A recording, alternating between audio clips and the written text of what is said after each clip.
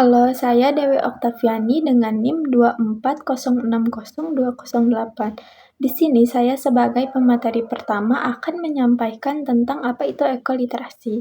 Ekoliterasi adalah kemampuan seseorang untuk memahami prinsip-prinsip dasar ekologi, sehingga mampu berpikir, bersikap, dan bertindak bijaksana dalam menjaga kelestarian lingkungan hidup.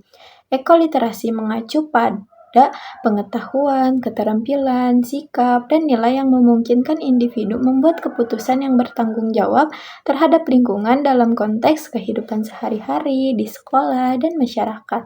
Ekoliterasi menjadi landasan penting dalam membentuk generasi yang peduli lingkungan, karena ekoliterasi tidak hanya mencakup aspek kognitif pengetahuan, tetapi juga aspek afektif kepedulian dan psikomotorik tindakan nyata. Lalu ada pengolahan data hasil pembelajaran.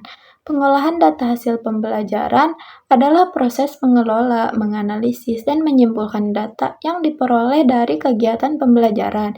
Misalnya, hasil tes, observasi, wawancara, jurnal siswa, dan lain-lain. Tujuannya adalah untuk mengetahui pencapaian kompetensi peserta didik, mengidentifikasi kendala, serta sebagai dasar untuk mencapai hasil data yang sesuai. Lalu ada indikator ekoliterasi. Yang pertama ada kognitif dalam pengetahuan tentang ekologi, siklus alam, dampak aktivitas manusia. Lalu ada afektif dalam sikap peduli, rasa tanggung jawab terhadap lingkungan.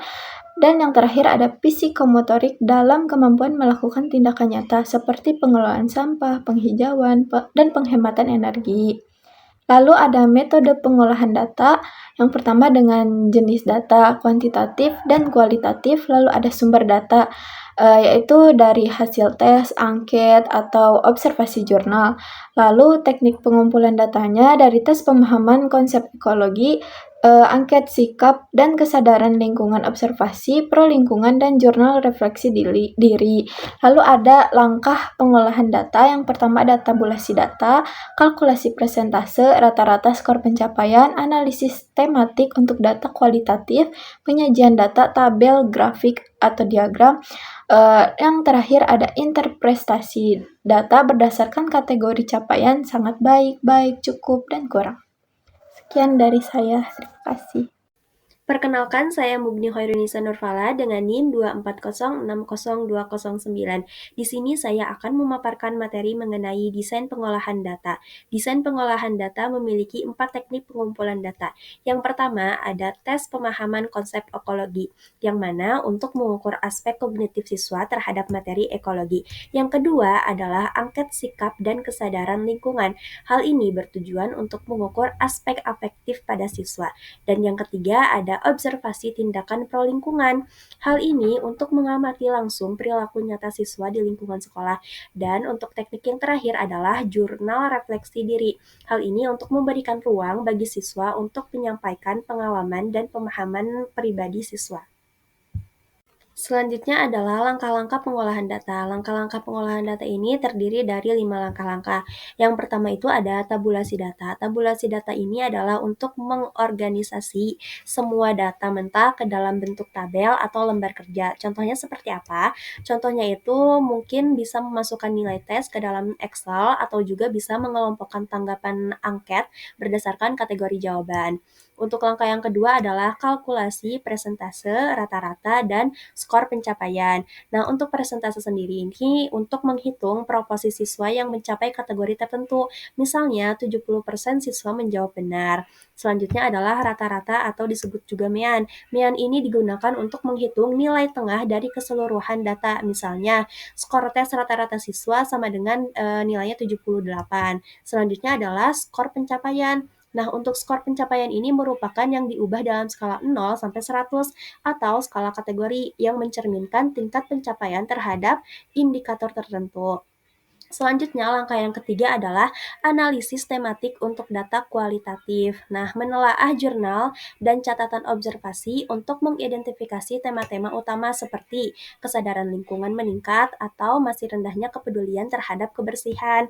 Nah, temuan ini dikategorikan untuk menunjukkan pola sikap, kesadaran, dan perilaku. Selanjutnya, langkah keempat yaitu penyajian data berupa tabel, grafik, dan diagram. Untuk data kuantitatif dapat ditampilkan dalam bentuk tabel distribusi, diagram batang, atau diagram lingkaran. Selanjutnya, sedangkan untuk data kualitatif dapat disajikan dalam ringkasan naratif, matriks tema, atau cuplikan jurnal siswa. Selanjutnya, langkah yang kelima yaitu interpretasi data berdasarkan kategori capaian, digunakan untuk menilai sejauh mana siswa mencapai tujuan pembelajaran. Saya Siva Febriani dengan NIM 240602111. Di sini saya sebagai pemateri ketiga yang akan menjelaskan tentang hasil dan pembahasan dari data kuantitatif dan data kualitatif. Yang pertama ada data kuantitatif. Data kuantitatif ini berupa angka, persen, atau numerik lainnya. Data ini berfokus pada kata berapa banyak, serta cara mengumpulkannya adalah biasanya dengan hasil tes, ujian, kuesioner, observasi, dan lain-lain. Bisa dilihat contoh data kuantitatif pada layar. Dan yang kedua, ada data kualitatif.